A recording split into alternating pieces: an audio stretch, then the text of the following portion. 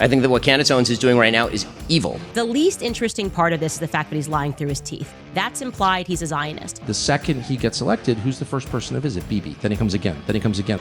I don't know what Tucker Carlson is saying. Let him go get a television network and say it so that people listen. I think that we need to have a real conversation, Steve, in the GOP, amid all this Israel derangement syndrome that we're seeing from many people on the right. You don't gaslight them, you don't lecture them, and you don't deny what's happening. I don't know what happened to Marjorie. She's lost her way, I think. Trump sold us out. He is the problem. The real battle is 2028. What is happening inside MAGA? Oh man, the girls are fighting, aren't they? And it's not the first time. You're a senator who's calling for the overthrow of the government. You're the one who don't know anything about the country. Or the second. All of us have been calling to release the Epstein files. It's been blocked over and over. Why'd they say there was thousands of hours of tapes of people doing horrible? Why'd they say that? Or the third. If you want to raise wages for American workers, you can't flood the country with hundreds of thousands of foreign workers. You also do have to bring in talent. When we have plenty of talented people here. No, you don't. But it has been one of the more consistent arguments within the movement. So, how has the issue of Israel divided the Republican Party? And is it permanent? The Republican Party needs to get its shit together. ASAP.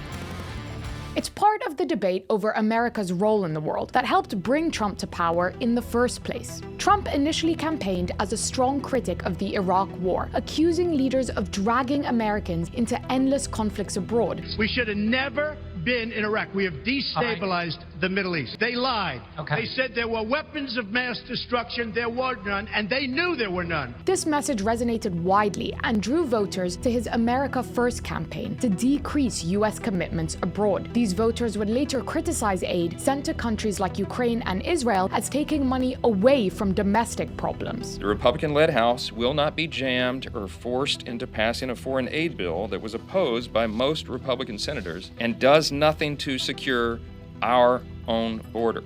So no, we don't want to send $60 billion to Ukraine. We want to put our country first. It's time to care about America. In Trump's first term, the America Firsters battled for influence with more traditional Republican figures who still favored a globalist foreign policy. But after the 2021 riots on the US Capitol, this MAGA base came to define the party. Old school Republican types realized they could either fall in line or lose their next election. You can guess which one they chose. It was Trump's party now, and so he swept into office 4 years later with a team of loyal allies. After Biden's term had ended with ongoing wars in Ukraine and Gaza and complaints of both a border and cost of living crisis, voters now hope Trump could reduce commitments abroad and refocus attention on America's own problems. But so far, they've been disappointed. When they're protecting pedophiles, when they are blowing our budget, when they are starting wars overseas, I'm sorry, I can't go along with that. And back home, people agree with me. Meanwhile, Trump is all over the Middle East. Groceries bills are still high. They're still dealing with inflation.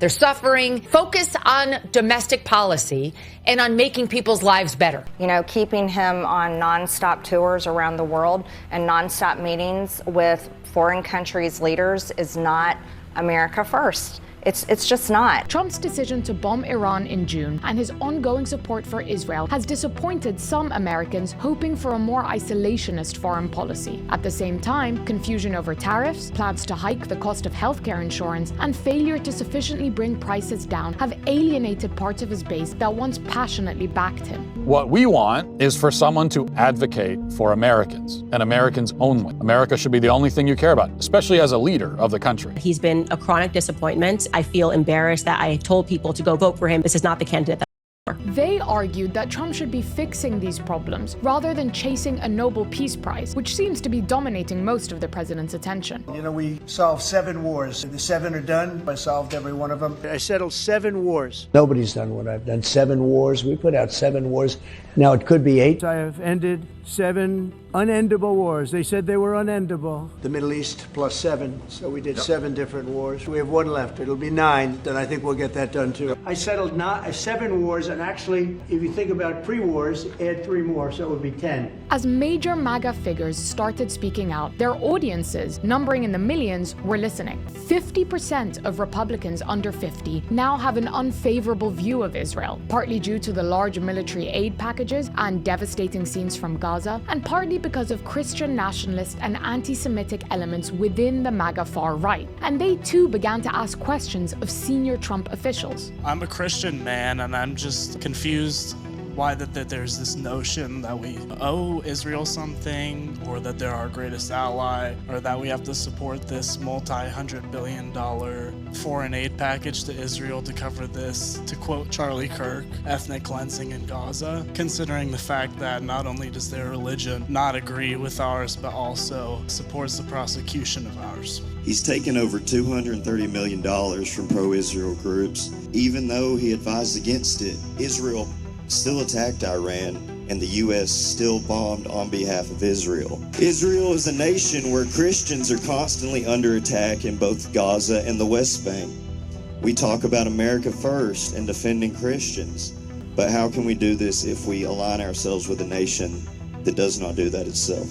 Now, these divisions are coming at the worst time. With Trump's approval ratings dipping below 40%, all eyes are on next year's midterm elections. Republicans are eager to keep their majorities in the Senate and the House. But at the same time, a battle is raging over what the party actually stands for: America's working class or its big tech companies and allies abroad. Trump's vice president, J.D. Vance, who hopes to succeed him in 2028, has tended to choose the first. But it's not just a question of what the party stands for. It's also about how far it is willing to go. The MAGA base has undergone a series of scandals in recent months over anti-Semitism, from a young Republicans group chat littered with Nazi jokes to Tucker Carlson's decision to interview white supremacist and anti-Semite Nick Fuentes. Mainstreamed in the MAGA era, these figures have huge audiences. Without them, Republicans fear losing their grassroots support, especially among the young, who ultimately make up the future of the party. And so, 10 years after Trump first entered national politics, Republicans are in another identity crisis. The president seems to have created a base that he can't quite control. So,